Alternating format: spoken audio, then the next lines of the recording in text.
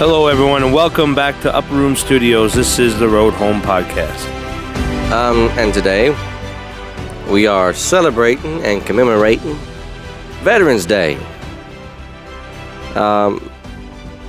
This is also a recognition of Election Day.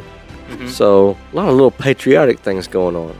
So if you haven't yet, get out and vote. Go ahead and vote. Yeah. And then pause us and then come back and listen to us after you vote. It's your duty. I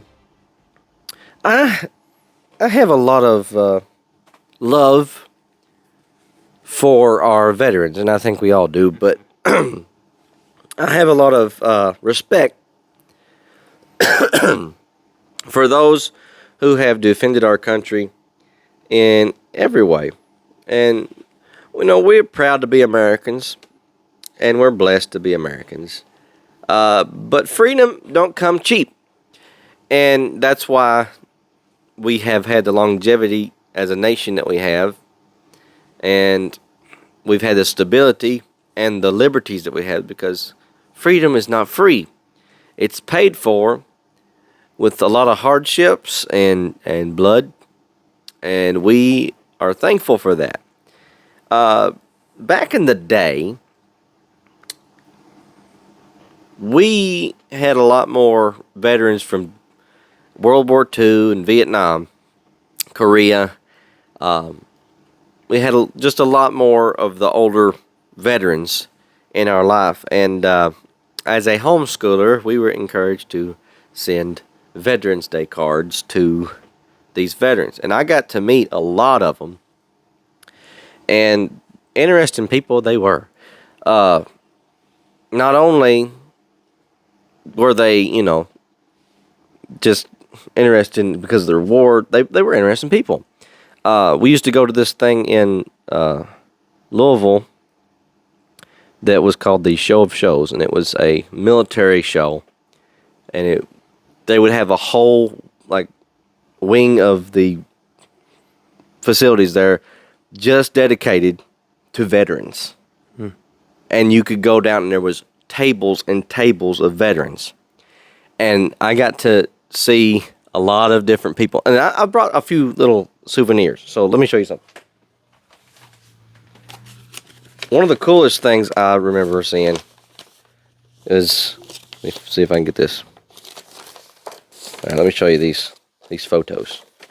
Okay. So, these two guys. All right. This guy right here, his name is Walter Schuck. He was a German ace in World War II.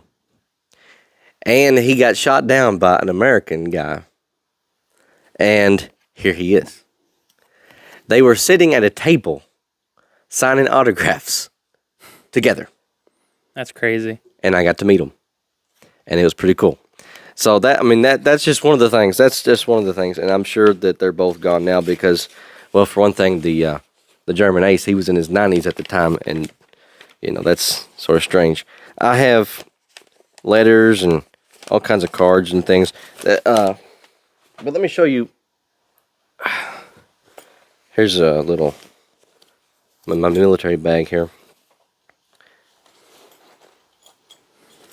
This is a lanyard from the dedication of the World War II Memorial from May 29, 2004. And this was given to us by a veteran that was there. We sent him a card, and he was so touched. He's like, I don't get these from anybody else. And he sent us this, and we were very appreciative of it. I also have my Uncle Layman Avery's dog tags. So that's very interesting, and that's a memento, and he passed away this past year, and that's a very great thing to have. So there's a lot of little things like that we're just kind of thankful for, and, we've talked about my great-grandpa. He was in World War II. And so that kind of era has kind of been interesting to us, and he would tell us certain stories about being in Italy and how God protected him in battle.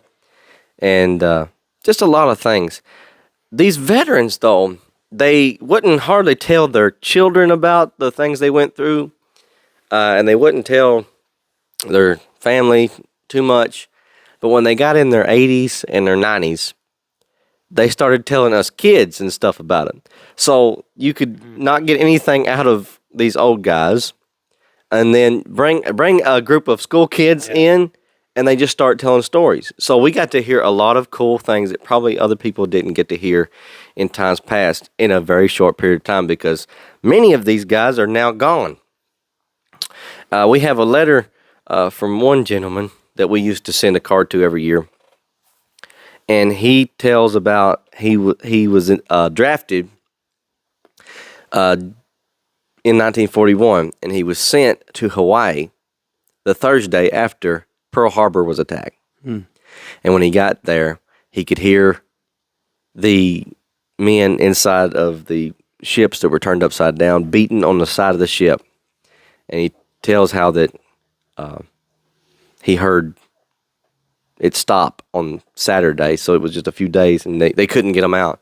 So people who went through things that were hard and tough, that they called them the Great Generation, those were great, interesting people. Not to mention, there are countless other veterans in different wars and campaigns and things that have been such a blessing to us that we don't even recognize some of the things, because maybe it's not as romanticized, or it's not as, Hollywood. But we're thankful for everybody that's engaged in every campaign that's been foreign, domestic, whatever it is. But we've all got stories, and that were given to us. And I just shared a little snippet. We can come back with some more in a minute, but I've got on my right and my left, you guys have family members that, as well as I do, have great stories. Here's the cool thing, though. In the grand scheme of things, we're all connected. So if my great-grandpa hadn't have done what he did, and your guys' relatives didn't do what they did, Right. we wouldn't have the freedoms and liberties we do today.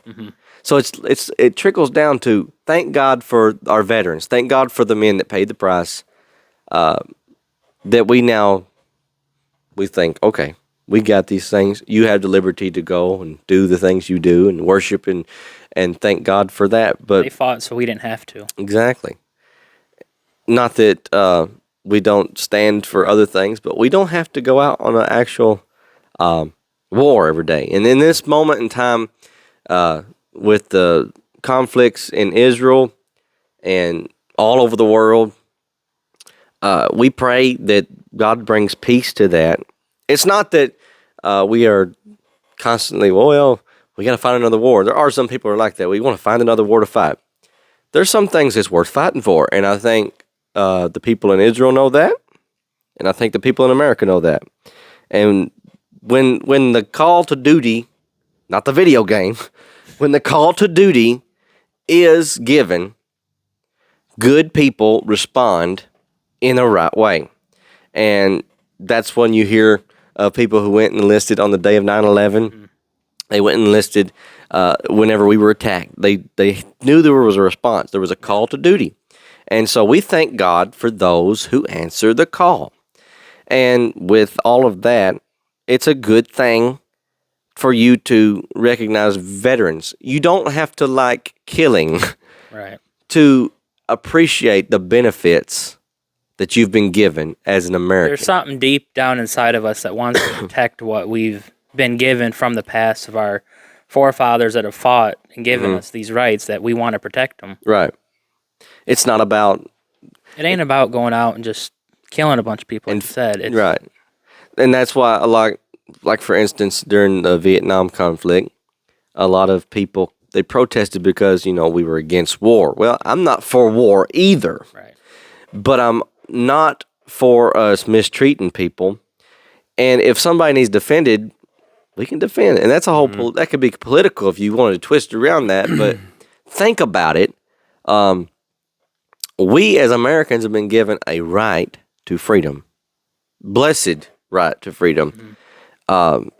but it's had to be defended several times. It doesn't come cheap at all. But if we just laid down and just nothing ever happened, we would. They used to say we'd be speaking German right now, or we'd be speaking British. Somebody said, "Yeah, we stay." So if we didn't stand up against Britain, we'd be speaking English right now." It's like, yeah, English. yeah. But anyway, no, we are thankful for these things that happen, and just in our hometown in the last little bit, a POW that was killed in the Bataan Death March. He was a prisoner of war at that time. His body was returned to our hometown, and there was a whole big celebration. And it was a very interesting story that his family didn't even know where he was for years and years and years. And because of technology, DNA helped them find which one this was, and they found him. Actually, he was buried on this island, and He was buried in a mass grave with several other men. on inside of a prisoner of war camp. It was a very interesting story. But history is rich like that. And it's like you learn things that, you think, okay, yesterday. It's 70-something years ago now.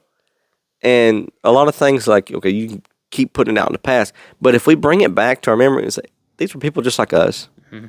These are people that grew up in our same communities. They went to the same places we do. Maybe there's different stores and buildings and things there now, but they were on the same land. And if the call was given to you, would you be able to do it? That's what I think. Mm-hmm. And so I'm thankful for that. We have different stories here. Billy has a little information on his, and Jed has some information. Interesting stories. So, Billy, what do you have to bring to us to the table today? So this is the story of my grandpa's uncle Avery. He Sergeant Avery Wilbur, but he was a prisoner of war, and I'm just going to kind of just give some highlights of his story. But he said that when Pearl Harbor was attacked, he said when daylight came to where they were at, was started being bombed by the Japanese planes. And he said that this is the moment he said he realized he could run much faster than he ever believed would be possible. And he said he could also jump in foxholes and never touch the sides. So it goes back to superpowers. Yeah, superpowers. Superpowers. Yeah. So anyways, it says, I'm just going to start it off, and I'm going to kind of read some of the middle and then share the end. But about January 1st, the Japanese had most of Luzon Island to the south of us. They set up big guns and shelled us every day. Now, in addition to the bombing, so we had two problems, bombs and shells. This went on until Bataan fell on April 9th of 1942. After that, they shelled us from the Bataan area. This continued until May 6, 1942. Early in the morning on May 6th, the orders came from General Jonathan Wainwright that we should all march down to the bottom side of the island, as the top side would be severely shelled. It was from there we watched as our flag was lowered and the Japanese flag was raised. It is a sad situation to find yourself at the complete mercy of the enemy forces. So he goes and starts talking about where that they marched. They put them in train cars. They marched on hot asphalt and bare feet. A whole lot of that thing, the different prisons. They were in an old Spanish prison and whatnot. That's in Bataan. That was this is the place where General MacArthur said, "I shall return," and he didn't actually. But eventually, we came back and helped these guys out. But we kind of left these guys here, and as we was talking about before we turned the camera on, they were there with old equipment. Mm-hmm. Yeah. They had World War I equipment, and they were there. So when he's talking about running on asphalt with bare feet, and he didn't have nothing going on, like they didn't have good equipment. Their grenades wouldn't even blow up sometimes, so they had bad stuff. So they were captured and they were took to a Philippine army camp, and it's called Camp Number 3. And a Japanese officer stood on a platform to give us the camp rules. His first words to us were in very plain English. There isn't anything that would please me more than to see all of you dead. But to show you that we are a civilized nation, we will keep you prisoners of war.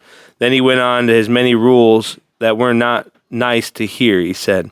So they were at this camp for 4 months before being moved from camp, and through all these camps, they didn't have no food, no water. The bugs crawling, they eat the bugs. All the terrible things you can think of, and they did. He said at one point that he worked in a camp where that he and the other men repaired old vehicles for the Japanese. Mm-hmm. So he said that he thought that they were pretty good mechanics at home, but the things that they were fixing kept falling apart. And he didn't know if it was because of the lack of food and whatnot that they couldn't think of what they were really doing. But he said one time they were at a camp, and there was a 1936 Ford sedan that was in good condition, and one of the Japanese wanted it loaded on a truck. And he put his bayonet and gun and said to the 8 of them, pick it up and load it on. So they wanted him to pick up a truck and load after all these this time of marching, no food, no drink, nothing, and loaded on a truck. And he said, we had our doubts, but the looks of a bayonet must have helped them, and they loaded the truck onto the other truck with no problem. So it began, he went from camp to camp, and if you want to look into the story, it's really interesting, all the things that he went through. But it was about October 11th, 1944, that they decided that they were going to move all the prisoners because they were being shelled heavily by the American troops. They were shooting Japanese planes down. They said things were falling through where they were staying. Things were falling through the roof because it was the stuff that belonged to the Japanese, because the Americans were coming in and invading this area. They didn't know that there was prisoners of war there. Mm-hmm. Otherwise they would have done differently. So they loaded them all up, and it was 1,200 into one hold of a ship and 600 into the forward hold which was the coal bin. Mm. And he said it was at Manila Bay, and it was a mess. There were sunken ships all over the Bay Area, and evident that the bombing had took place. There was a lot of ships that were bombed. That they took out, I believe it was 3 ships, and they were called the Japanese Hell ships. Mm. And the one that he was on was the Reijin Maru. And so on October 24th of 1944, late in the afternoon, a torpedo hit our ship mid-center.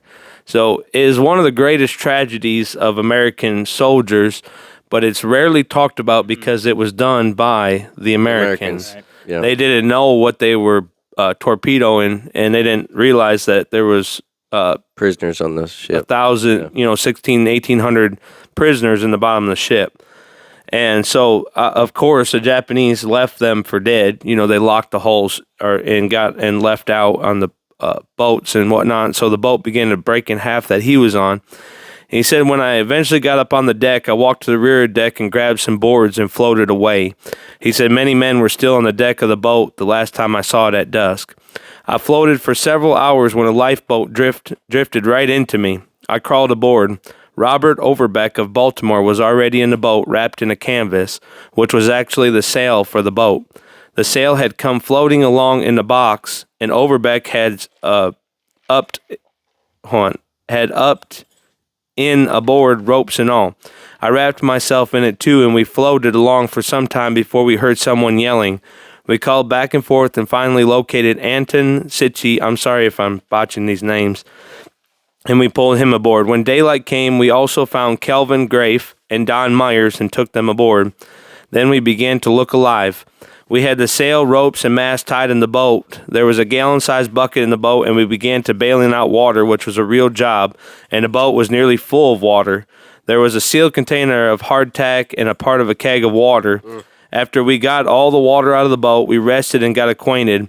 As we were trying to decide where we should head, we saw a Japanese destroyer coming, so we just laid quietly in the boat, and although they came within 100 yards of us, they made no attempt to help us. We watched it move out of sight before we began to put our boat in order for sailing. We raised the mast, repaired the rudder a bit, and began to sail a northwest course. We sailed the rest of the day, all night, and the next day, late in the afternoon of the second day, we came upon 2 Chinese fishing boats. After some discussion, we decided to take a chance on getting help from them. So we up alongside them. They helped us aboard their boat and were very friendly. They gave us food and water and dry clothes. Later in the evening, they fed us again and then put us to bed for the night. That was the best night's sleep I had in 3 years. The next morning, October 27th, they took us ashore to a small village and turned us over to the American people in the area. That is when it finally dawned on us that we had escaped from the Japanese and their tortures and that hell ship. We later found that it was the only coastal area in China that Japan didn't have. Wow. We were put in a school for 2 nights and began to move out. We walked about 30 miles on the first day. The next day, we made it another 30 miles in a sedan chair. On the third day, we went by bicycle with a Kule pedaling about 40 miles. I don't know if I said that right. That was a real experience. The fourth day, we reached a U.S. weather station manned by Navy personnel. There, for the first time in 2.5 years, we saw the 3 U.S. flags flying. What a great sight. We spent the night there, and the next day we were taken about 200 miles by a small. So they were rescued, but that wasn't the end of the story. They had a journey. They spent the night in a Chinese village, and the next day made another 200 miles. There was a small airport there, and waited a couple of days for a plane to come and fly over an enemy-held territory. So they had to fly back over the enemy to Kunming, China, a distance of about 800 miles, and that. They eventually got to where they were going. They spent Thanksgiving in Kunming with the 14th Air Force, and on November 28th they started their flight home. So they had made it to this point, but it wasn't over because back in that day it wasn't like just getting on a jet and flying home. They had a flight over the Himalayan mountains to an airport in eastern India, which they said on that flight they had engine problems and had to turn around to get back to get another plane.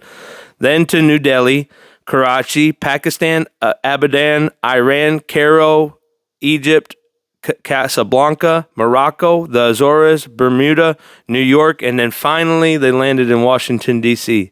So they had all of those flights, and they said at every flight they had a little problem with the airplane. Something was wrong. They didn't know if they'd make it, whatnot. They flew with cargo, so they didn't fly first class. They flew with cargo back, but he said that the pilot would fly them low so that they could see all of these countries and everything. But he said the best sight of all was getting back to the good old USA. They arrived in Washington, D.C. on December 3rd, 1944, and were interrogated there concerning all that had gone on in the Philippines, who we knew were dead, etc. This went on for 10 days. While I was there, I was awarded the Purple Heart by General George Marshall. So, and then he came home. They've dedicated a bridge to him up in northern Wisconsin, and they changed the name of the road that he lived on to Wilbur Road, and honored him in that way. So he had even when he thought, we're out of the hold, they still had a journey to go. I mean, a journey.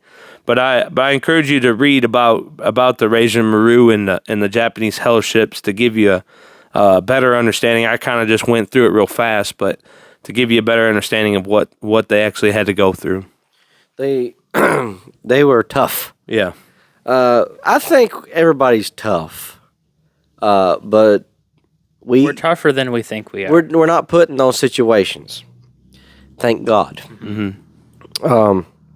We were talking about this the other night.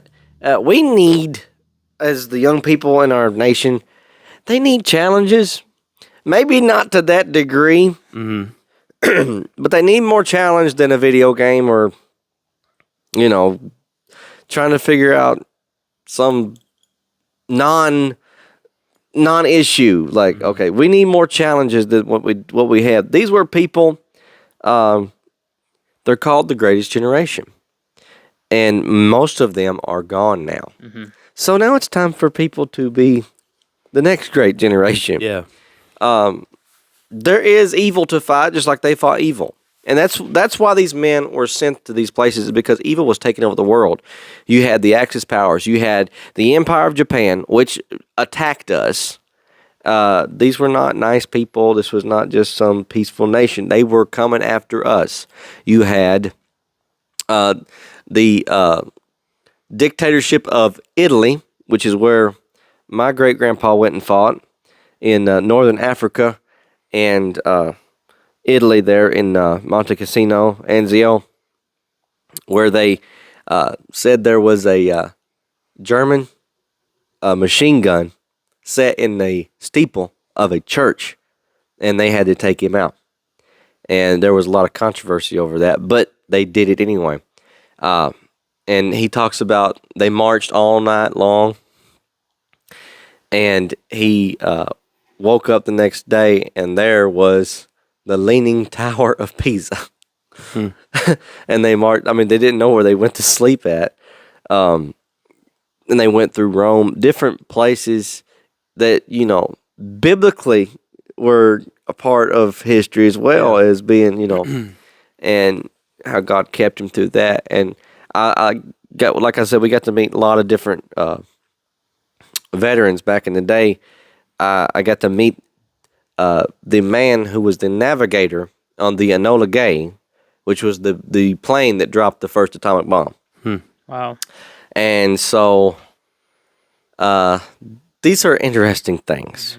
And so, like, when you read this about this man's story, for one thing, we like history around here, but the humanity of it, all of this is a result of people standing up and doing what they're supposed to do.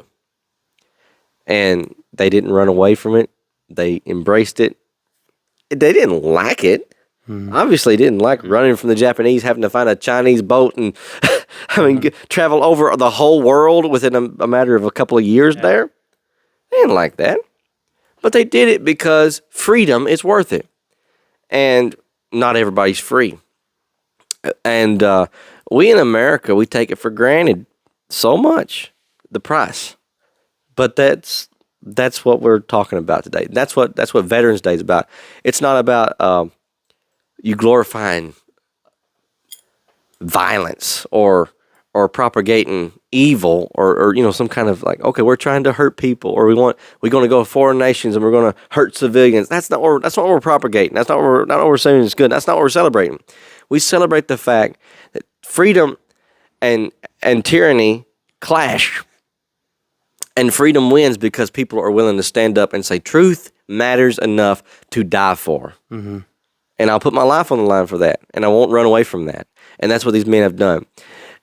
So many of these letters, I've got some of them, and they talk about the prayers of their mother. Like, okay, the grace of God, the prayers of my mother is the only thing that got me home. More than one. These men were not just, you know, the drunken, howbeit some of them, most of them did have a lot of wild, but they weren't just the drunken soldier type, oh, we go to war, we do everything. Some of them, yeah, there's some stories there. But the fact that they had regular prayer meetings in the Army. I actually have at home a prayer book for the soldiers. And it has within it scriptures that they would read. So there's a lot of things. I want to tell you, we're going to take a small little break here for a second from our Veterans thing, and I want to tell you something about how Veterans Day got started. So, Veterans Day was originally called Armistice Day. And Armistice was the end of World War I. So, we didn't have Veterans Day back before 1918. We had Armistice Day back in that day, only because the end of World War I. So, after the end of World War I, the armistice, whenever they signed the treaties, and it's supposed to be a truce, the war to end all wars, they called it, which obviously not, but they decided, okay, we need to commemorate this. And so on November the 11th, we decided to celebrate that. And now it's become Veterans Day, and there's a lot more to that, but there's the fact that we do celebrate this because it's a peaceful thing. It's the war is over. These are the men that came back.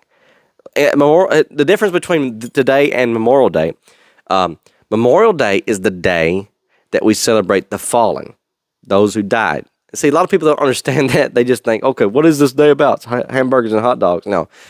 Memorial Day is about we remember the fallen soldiers Veterans Day is we remember those that survived and lived to tell the story. So we thank God for both of them. But Armistice Day and Veterans Day, same thing. But we now call it Veterans Day because there was some language things there, so we changed it because it was not just about the end of World War I. It's about the end of many different wars. So, I mean, now we have World War I, obviously, World War II, Korea, Vietnam, Iraq, Desert Storm, many different campaigns, many different battles, all kinds of things, foreign and domestic. Veterans, we thank God for them. Whether you're a combat veteran or a non-combat veteran, we thank God for the ability of these people. They stand and they make the call. The military is a great thing anyway. It shows strength, and I think it brings peace. In my opinion, that may be just a radical opinion. I think strength in the eyes of other nations' eyes, if they see a strong America, they see an America that doesn't want to be played with. Right. So I thank God for our military, and I think God is for it. And I'll give you a scripture now. One interesting figure in history that I learned about in school, and I hope you did. You may have not, but his name was Alvin C. York, and during World War I, he was one of the most, if not the most, decorated war hero in World War I. And so he received the Congressional Medal of Honor. He was a very famous person at the end of World War I, all because he took out a machine gun nest, which was really interesting.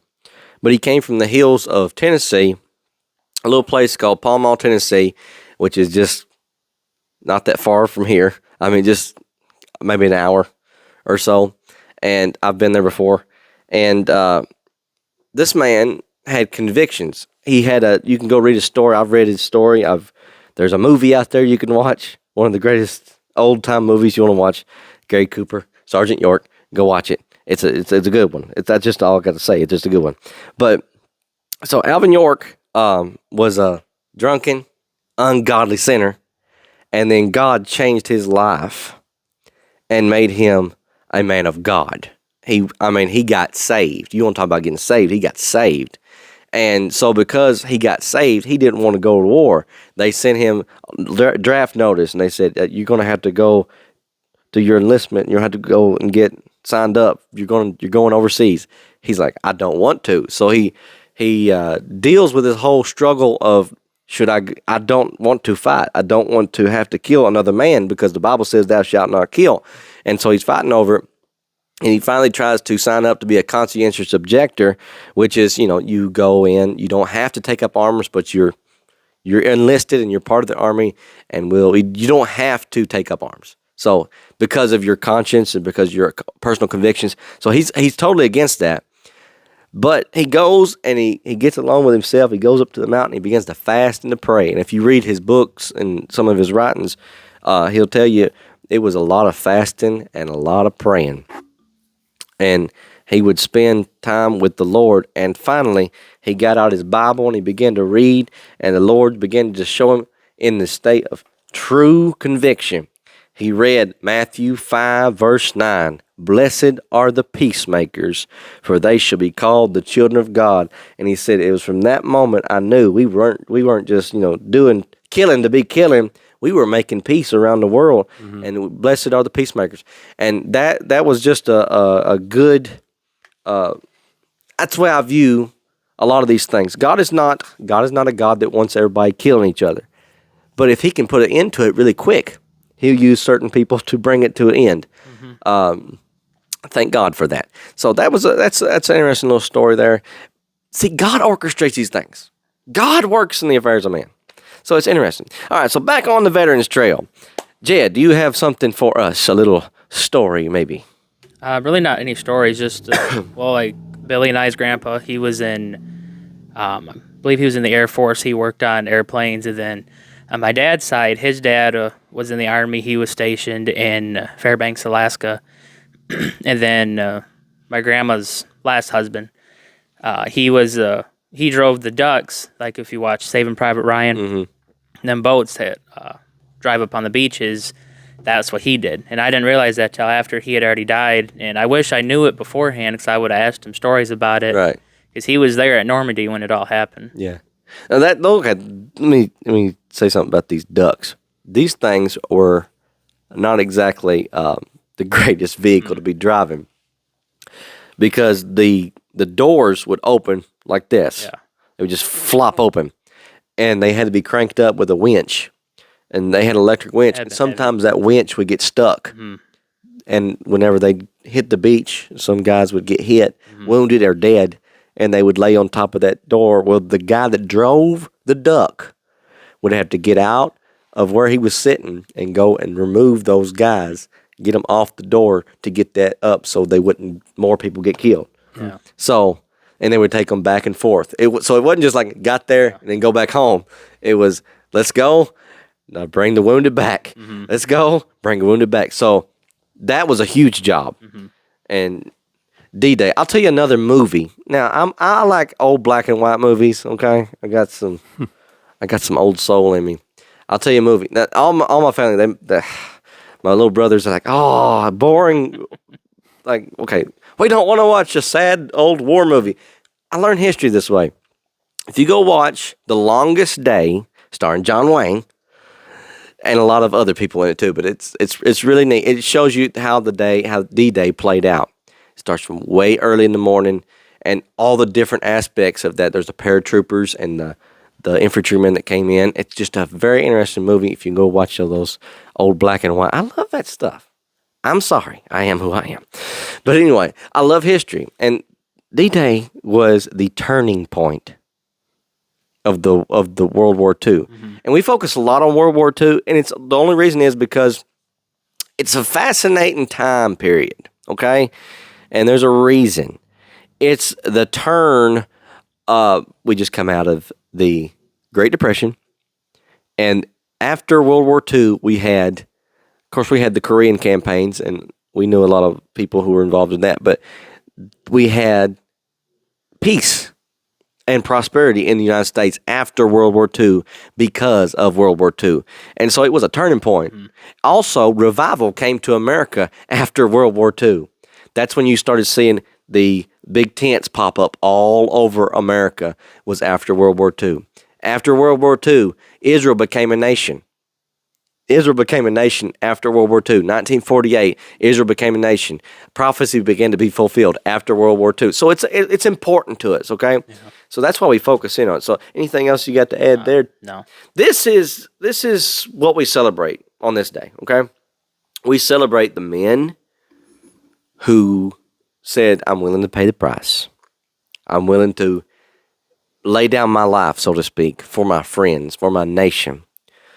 Okay, the ultimate veteran that we all should commemorate and pay tribute to. He doesn't need your card, and he doesn't need a medal. He wants your life. Greater love hath no man than this, than a man would lay down his life for his friends. And Jesus Christ saw us, a world trapped by sin and ungodliness, and he said, my call to duty is not my will, but thy will be done. Let this cup pass from me if it be possible. I don't want to go to this war. But the Bible says that he went to war with the devil and he wrought victory. And we thank God that he sent Jesus to this earth to be the propitiation for our sins, the sacrifice, the ultimate sacrifice for all sin, and he won the ultimate battle, and he has won the ultimate war, and we now receive the benefits of that freedom. For where the Spirit of the Lord is, there is liberty, and we thank God for that. And we're no longer slaves to the systems of man. We now come under the kingdom of the Lord Jesus Christ, and we're no longer part of this world. We're in this world, not of this world. But we thank God for the people he has allowed to stand up for freedom, and we are so appreciative of it. So I hope you learned something today. Hope you got a little bit of information. Billy's story was very neat, Jed's family, and we had some of these things. I could go on and on. I just want to. My grandpa Schaefer, he also served in Korea in the engineering battalion. So both my grandparents, grandpas, were served. So I just want to give them honor. Yeah, I mean, we could go on. There's a lot of people. Yeah. You think about when we go off the air here, we'll think, okay, wait, I forgot about this person. Yeah, we'll do that. But this is, I mean, we just have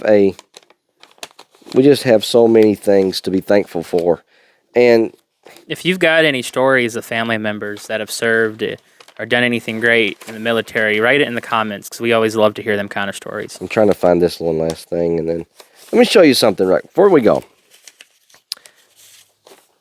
So, back in the day, we would send veterans cards, right? And I think actually your wife's name was on one of these because we would do it all together. And yeah, here she is, Whitney Davis. So, and your wife is on there too. But so we would send a veterans card with our picture, and we'd sign our name to it. Something simple, right? Something simple. These old veterans in their 80s at the time, they've since, I'm sure they're no longer with us, but they would send us their life stories. For instance, look at this one.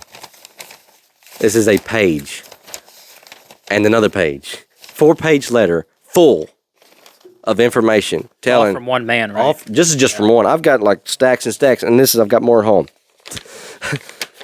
So, if nothing else, people want to be heard, and they want to be appreciated. So veterans, yes, but not just. Let's appreciate other people as well. So it just shows you the hunger for the connection, especially the elderly. So young people, don't be stupid and don't act like old people don't know nothing, because they've lived life longer than you, and they know a whole lot more than you. And so thank you, all of our elderly friends and our grandparents and everybody, because we're appreciative of their life and the stuff they put in us. And veterans, thank you. Oh, and don't forget to go vote. And with that being said, we'll see you a little further down the road.